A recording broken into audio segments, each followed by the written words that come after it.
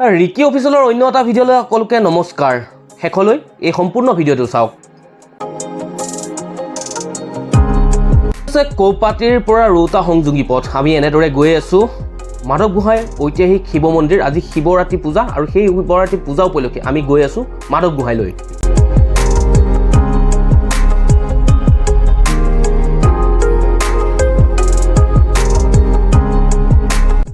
এয়া হৈছে বৰগৰা চাহ বাগিচা আৰু এই বৰগৰা চাহ বাগিচাৰ মাজে মাজে এনেদৰে আমি গৈ আছোঁ মাধৱ গোহাঁইলৈ। প্ৰায় দলগাঁৱৰ পৰা প্ৰায় 17 কিলোমিটাৰ এই মন্দিৰ, যি শিৱ পূজা হয়, শিৱৰাত্ৰি পূজা হয় মাধৱ গোহাঁই ঐতিহাসিক শিৱ মন্দিৰলৈ।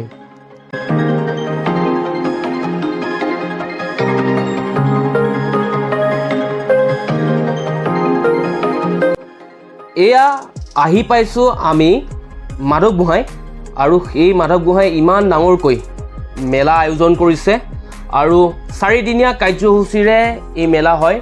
আৰু শিৱৰাত্ৰি পূজা বুলি ক'লে এই অঞ্চলৰ এই মাধৱ গোহাঁই শিৱ পূজা বহুত ডাঙৰকৈ হয়। বিভিন্ন ভক্তপ্ৰেমী ৰাইজে এনেদৰে ভিৰ কৰে।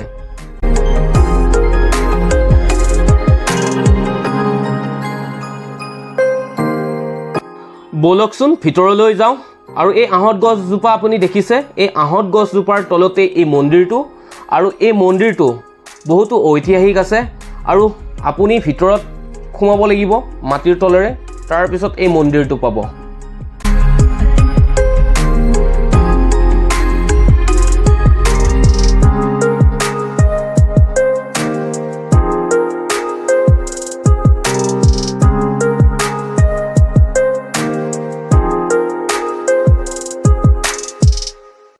আজি এই মন্দিৰটোত এই শিৱৰাত্ৰি পূজাত বহুতো বিভিন্ন ভক্তই এনেদৰে ভিৰ কৰিছে।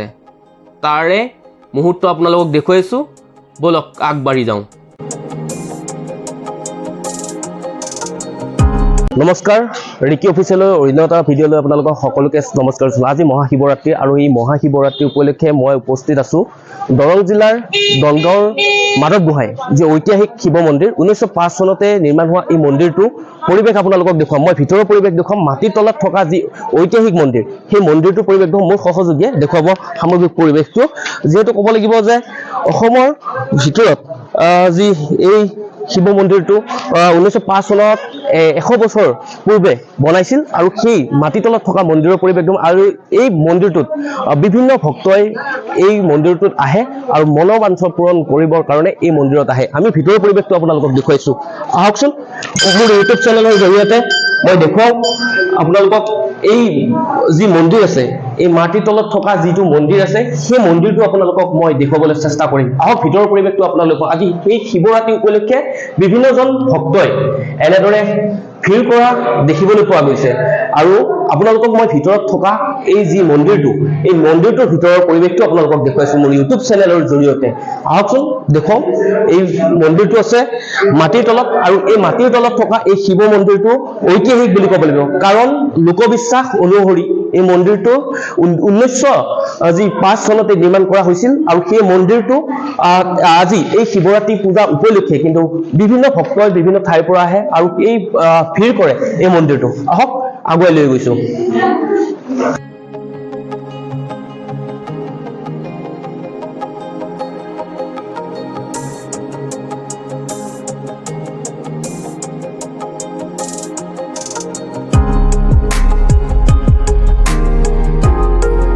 যদি ভিডিঅ'টো ভাল পাইছে তেতিয়া লাইক, কমেণ্ট, শ্বেয়াৰ, ছাবস্ক্ৰাইব, বেল আইকন প্ৰেছ কৰিবলৈ একেবাৰে নাপাহৰিব।